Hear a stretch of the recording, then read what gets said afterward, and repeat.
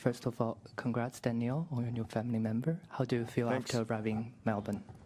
Great. I feel very in a great place, very happy. I mean, life of a dead-on tour is that next day the baby is born and the next day you're on the flight to Australia, which takes like 24 hours and there's a 10-hour difference, but that's fine with me. Like I always said, I like tennis, I like traveling, so I'm feeling great before the start of the season and looking forward.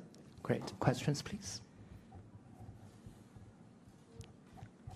Yeah, go for it.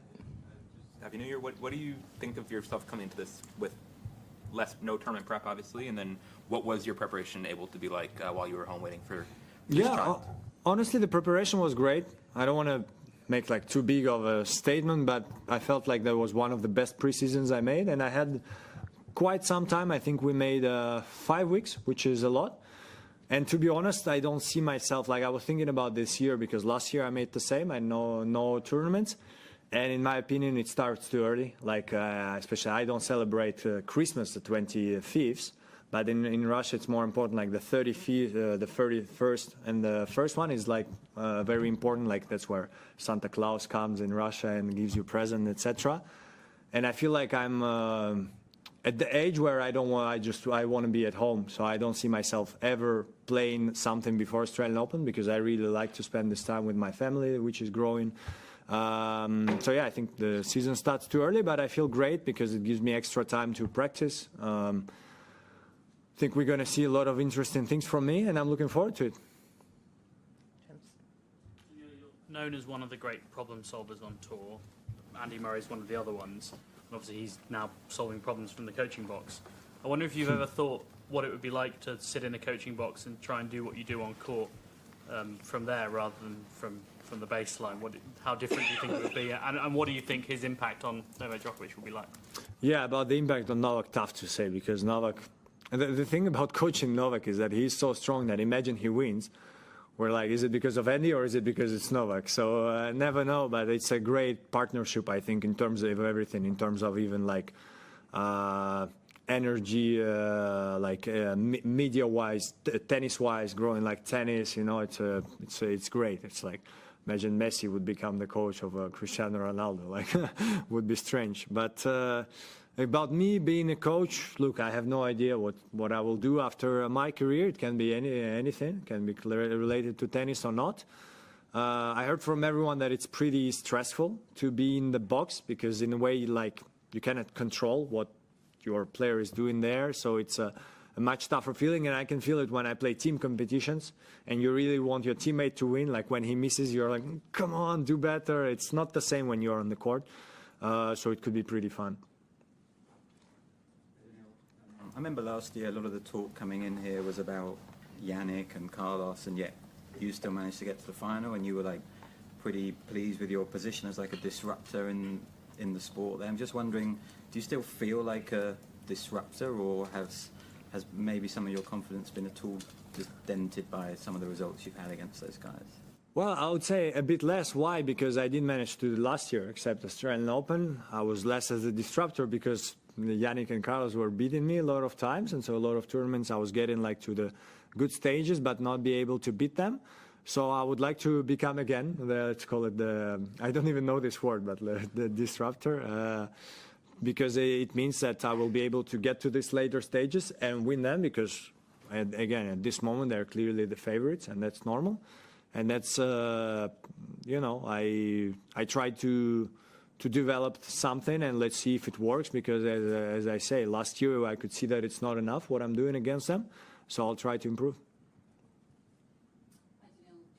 Again, looking back to last year a bit, obviously you started the tournament with an incredibly late finish, and given that and kind of what that meant for the next few days, or even maybe the rest of your tournament, I wondered, like, will you be requesting not to play last at night again? Like, does that affect anything for you this year?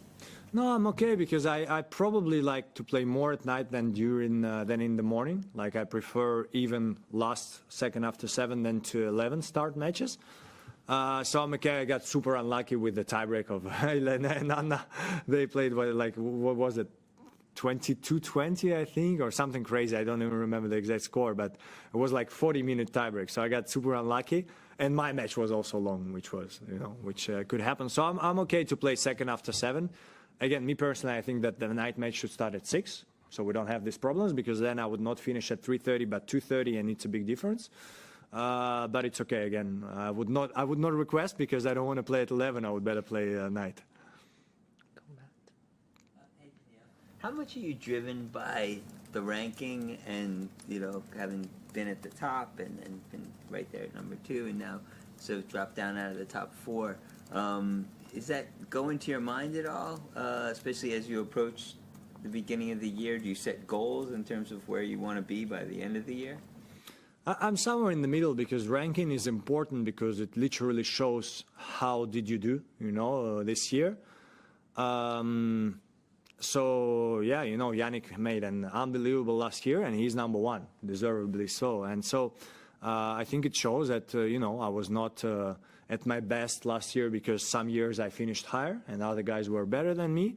And at the same time, it's something when I go to the tournament, here, I don't care if I'm after the tournament number 4, number 3, number 6.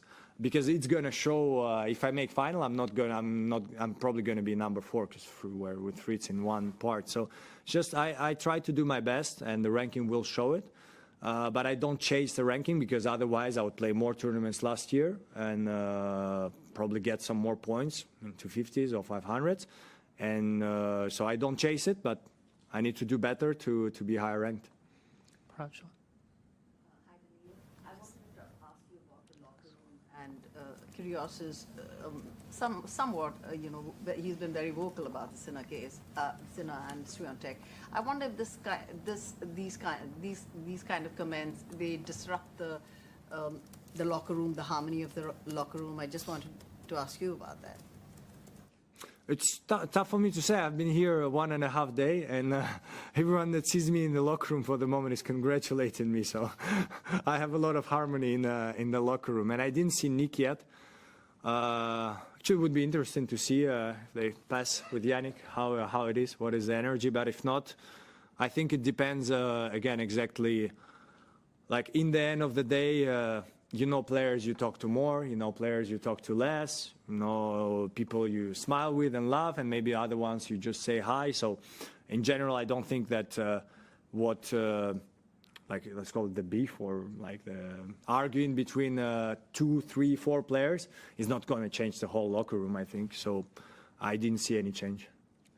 Charlie Howard. Yeah. Just wondering, there's been talk recently about certain handshakes, cold handshakes under matches. It's quite a weird thing in tennis. You have that. How do you find that? And is that something you ever think about during a match? Like, I wonder how it's going to be if it's been like a particularly touchy match.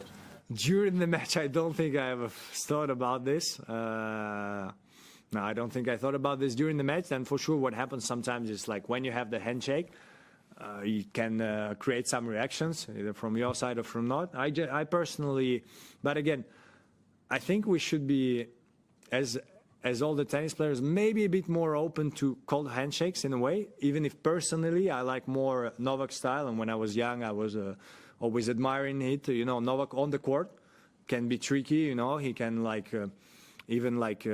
be tough to his box, even not to the opponent, but you can see he can get frustrated by the opponent playing well or something. But then once the match finishes and he tells it himself, it's done. The battle is done. So he always congratulates his opponent, no matter he won, he lost, always smiling. And I like this. And at the same time, I can understand some people when you lose, you're frustrated and you don't want to smile at your opponent that just beat you. So I'm okay. I'm okay with both, but I prefer more warm handshakes. Last question, Howard. Why don't you like to play at 11 a.m.? You said you'd rather be out there at 2 a.m. than at 11. Why not? Just because I'm more of an evening person. I don't like to stand up early, and I do a lot for practice, because this makes not your day shorter, but if your first practice is at 12, your day is going to be till 8 p.m. If your first practice is at 10, at least it's till 6 p.m. and it's important for evening time, family time, etc. But when it's a tennis match, it's a different story, and I play worse actually when I play at 11. And that's something I was also thinking about this year. We'll try to change it, but I definitely feel better when I play in the evening and play better.